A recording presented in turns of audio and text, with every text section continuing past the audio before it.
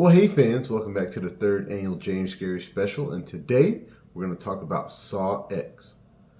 So, Saw X is the 10th installment in the Saw franchise. The film is directed by Kevin Greutert, who directed Saw 6 and Saw 3D, as well as being an editor on every Saw film except for Spiral. And this film is actually a prequel. It is set between the events of Saw 1 and Saw 2, and in the movie, we find John Kramer, who, if you're a fan of the Saw franchise, you know that he is Jigsaw. He suffered from brain cancer. And in this one, he apparently finds a cure for his cancer down in Mexico. So he travels down there to receive said cure, but it turns out the whole thing is a sham and he has not been cured. So he decides to take his revenge out on those who sought to scam him, basically. And I have to say it was an interesting take for the creators to go back to the beginning with this franchise. John Kramer has been dead since Saw 4, I believe. I'm not exactly sure. And it did seem like they had moved on from him. I mean, the original Saw series, of course, they had many flashbacks to, fill in the blanks of his life. And then, of course, Jigsaw was kind of like a sequel slash prequel. It dealt with John creating his first traps and had his first batch of people. And then Spiral, of course, is more of a spinoff with a legacy killer who is copycatting Jigsaw. Going back and just kind of bringing him back into the franchise just seems like a stretch to me. It seems like they're really trying to grasp at straws to keep this story alive. I like the way they were moving forward away from him, but like they said, I think the first film is the best in the entire series, and I think the financial drop-off just kind of continued. I don't know if it was really a drop-off. They kind of pretty much made the same amount of money. They don't cost a lot of money to make, but the ratings, at least, there was a drop-off with each film. And I think the producers and the directors thought that Tobin played a good part of that, and they just thought it'd be refreshing to bring him back, hence this prequel. And I have to say, it's fine, but it does not feel necessary. And there's a few issues with that. Part of the stuff is, if you really pay close attention, the technology that they use in this movie is way too updated for the time that this movie supposedly takes place, between Saw 1 and Saw 2. Like, I think Gmail is used when Gmail didn't exist when the first Saw movie came out. The types of cell phones that they try to ignore, and just how clean things look. And even some of the traps, they just feel, by this point, they feel a little uninspired. They really started to feel uninspired around like Saw 5, when the movies basically became torture porn. But in this one, the most intriguing one, the one that's on the poster, the vacuum eyes, is not even really in the film. It is a imagination of John Kramer putting this orderly in this trap because he was about to steal some jewelry, but he changed his mind. And even thinking about that proves how crazy John Kramer is. This guy, who knows what kind of predicament that he was in, he was going to steal some jewelry from a dying person in the hospital. And John Kramer's like, that guy needs to die, or potentially die, or go blind, or whatever would have happened with that trap. And that, it just seems so weird to me. One, that they would put that trap on the poster, and they did it because it makes an X and it saw X, but that trap really didn't appear as a physical trap in the film. Other traps you get, there's like a blood seesaw. There's a trap where somebody has pipe bombs strapped to their arms. They got to cut off the flesh to get the bombs off. Somebody has to cut off their leg and get the bone marrow out. Somebody has to cut into their own brain. A lot of these traps, yes, they're survivable, but some of them, like the one where you cut into your own brain, there's no way that person's getting out of that trap alive. It's just human nature. Like, you're going to pass out from the pain before you can even finish doing a lot of those things.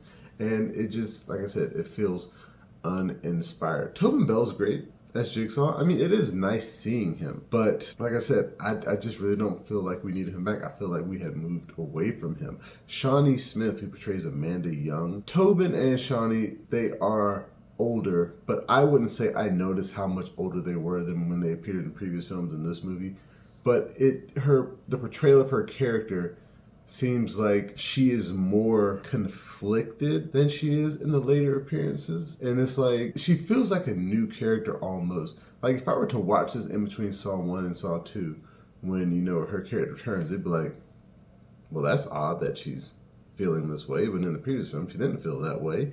And I just thought they could have probably done a little polish of the script to kind of figure that out. I'm not really sure if they went back and watched the films just to make sure that the characters are behaving the same, even though they made sure there were no like large plot holes. This is mostly a smaller film, very akin to the first few Saw films. It's not a major cast. Tobin and Shawnee Smith are your major actors in the film and connections to previous film. And I think Costas Mandylor he appears in as well, just to bring some connection to his eventual twist as a Jigsaw acolyte down the line. But if you were to watch this in chronological order, like if you had never seen the Saw series and you wanted to watch it in chronological order and Saw X would technically come second, that twist of Detective Hoffman being an acolyte is ruined early on. It was greater when it appeared later down the line. And another thing that I don't really think I cared for about this film, the Saw film has always been a guilty pleasure of mine. I saw the first one when I was like 11 years old. Still one of the best horror movies ever made. The twist that comes at the end and watching how all of this stuff is supposed to connect, it's not there in this movie. It's not there. Like even when you watch like all the way up to Saw 3D, you're watching, you're like, what's going on? Why are they trapped? Oh, this guy's a doctor. Oh, he was Jigsaw's doctor. Oh, this guy was the nurse that was working on Jigsaw. There were all these connections that you did not know were connections until it's revealed at the end of the film. And in this movie, that connection really isn't there. It just kind of, you know what's going on. You know he's trying to get his revenge. And then he gets his revenge. And then he walks off into the sunset. But he doesn't because we know what happens to him later down the line. And the villain of this film, it seems like her dad actually is like this great surgeon and he actually can't help people. And she's taking advantage of that by using his name to defraud people out of their money. So we don't really get, any answers as to like if her dad is involved or not. But spoiler alert, of course Jigsaw gets his revenge on her in the end. But as far as we know, she's left alive. And I know later this year they're supposed to be making a Saw 11, and I wonder if they're going to bring that character back, if the Saw 11 is going to be another prequel shoved before Saw 2 or like in between 3 and 4 or something of that nature, where they bring her back to kill her off because she doesn't appear in any of the later films. Or maybe, she never got out of that room and she just starved to death like the guy from the first Saw movie. So in terms of a score, I'm going to give Saw X a solid 5 out of 10.